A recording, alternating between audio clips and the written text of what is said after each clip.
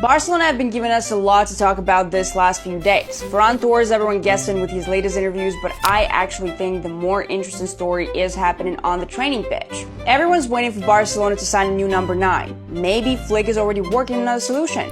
Last summer, he turned Joao Martin into a center-back before Inigo Martinez left. Now we're seeing more positional experiments in England, and I don't think that's a coincidence. We'll get to that in a minute. First, Ferran. NBC asked him where he will be playing next season. He said he has a contract with Barcelona, but in football, you never know what can happen. He also admitted he still doesn't know what the right decision will be.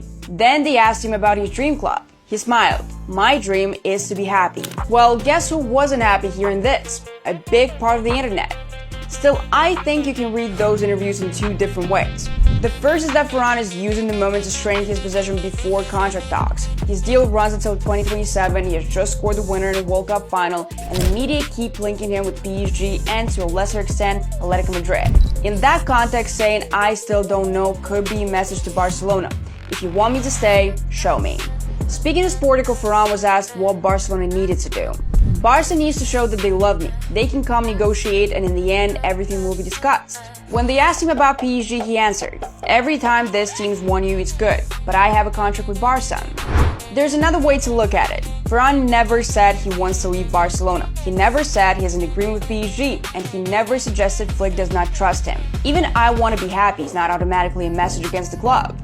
That's why I think the reaction has been a bit strange. A few months ago, plenty of fans wanted Ferran sold. Every missed chance became another reason to move on. Now, after a couple of interviews, some of those same people expect complete loyalty and are calling him disloyal for even talking about his future. I understand why the timing has upset people. Some fans have even called it blackmail. I'm not sure it's that simple. Ferran is 26. He has just scored the winning goal in the World Cup final. Of course, he wants the best contract he can get.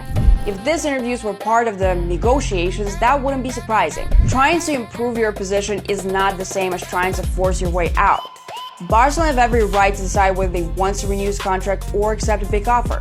Ferran has every right to think about his future, and the fans have every right to dislike the way all of this is played out in public and be angry. The bigger question for me, though, is not who's right. It's what Flick is doing while Ferran's future is still up in the air.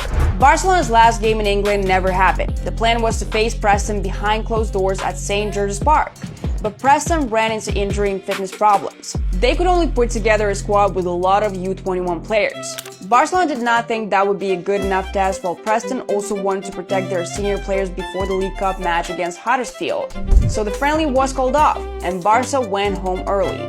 Flick still wanted his players to get the planned minutes, so he split the squad and organized an internal game made up of 3 20-minute periods. It finished 1-1. Fermin scored almost straight away. Xavi Esparra replied a few minutes later.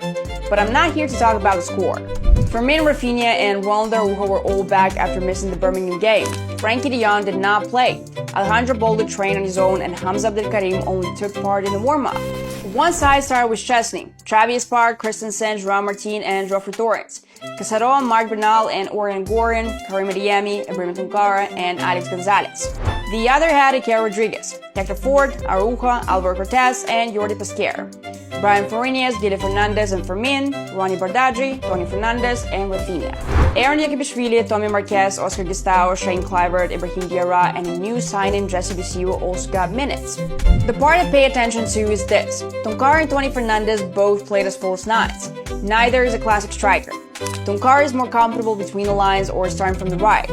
Tony is a technical forward who can play in several positions. Flick did not test 2 strikers. He tested 2 footballers who can drop deep, swap positions with the wingers, and pull defenders out of shape. I don't think that's accidental. It looks like this kind of mobile number 9 is going to be a part of Barcelona next season. After the game, I saw one theory that actually makes a lot of sense. The idea is that Flick was not only testing players, he was testing a system with 2 false nines. People pointed to Tony Fernandes and Fermin. Neither stayed high like a classic striker, both kept dropping deep, linking play, and rotating with the players around them.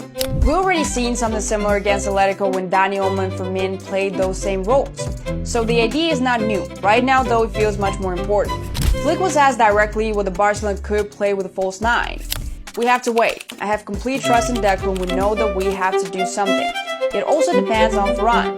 We will see what we do. I think that answer says plenty. Barcelona are still looking for a solution up front. Flick did not hide that for a second. At the same time, he made it clear that everything depends on how the squad looks once the window closes. He also reminded everyone that Barcelona already have options inside the squad. Lamine can play through the middle even if Flick prefers him on the right. Gordon can do it and Adeyemi can do it too. Then he moved on to the youngsters. Lucar and Ori and Gordon both got special praise.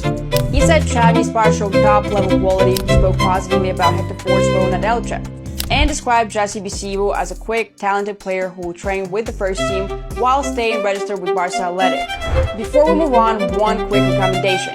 If you're trying to keep up with everything happening around Barcelona right now, the Barcelona Live app makes it much easier. Every transfer update, every training session, every squad announcement, and every match is in one place. You can also build your own feed, follow the players you're interested in, and use the app during games for live stats, key moments, and discussions with other people. It's free, and you'll find a link in the pinned comment. There was one more thing from England that I couldn't stop thinking about.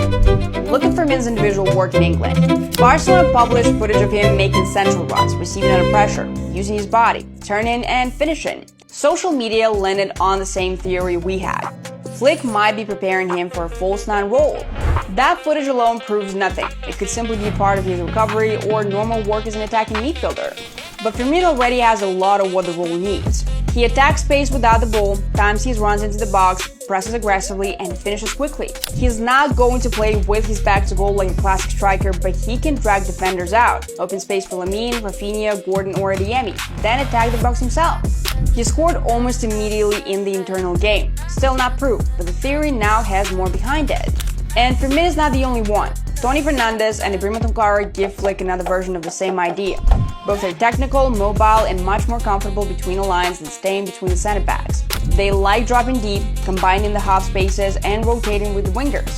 Against a low block, that movement can pull defenders out and open space for everyone else. Then you have Hamza, completely different role. After his 2 goals against Birmingham, Flick praised his character, his potential, and the way he plays inside the box, saying he does exactly what a number 9 is supposed to do. So you know what? I don't think Flick is preparing one replacement. I think he's building different options. Hamza gives him a traditional striker. Firmino gives him late runs into the box. Tony and Tonkara give him false nines. Lamine, Gordon, Rafinha, and Adeyemi can all move inside from the wings. And don't forget Dani Olmo. All of that is happening while David keeps looking for another striker and Ferran's future is still not decided. We have actually seen Flick do this before. Last preseason he started using Raul Martinez as a left-side center-back before Inigo Martinez had officially left. A few days later, Inigo was gone, Barcelona did not sign a direct replacement, and Gerard ended up owning that role next to Paco Barcim. He played 51 games last season, including 32 at left center back. Flick did not wait for the transfer market, he built the solution first. That's why this experiments matter. Ferran is still here, Barcelona still haven't signed a striker. Both of those things could change before the window closes. Flick is not waiting to find out. He's already testing who can play through the middle if the transfer never happens. If Ferran stays, great. If he leaves, Barcelona won't be starting from zero. That's what I think this is really about. Flick trusts Deco to bring in the right players, but he's not building a system that only works if every transfer goes through. That's how the cancel pressing game might have told us more than normal friendly would have. Now I want to hear your opinion. What was your reaction to Ferran's comments? And if Barcelona don't sign another striker, which internal option would you trust most as a false 9? Leave your thoughts in the comments, like the video if you enjoyed it, subscribe to the channel, and don't miss our latest video about Victor Osimhen. See you in the next one. Take care. Bye.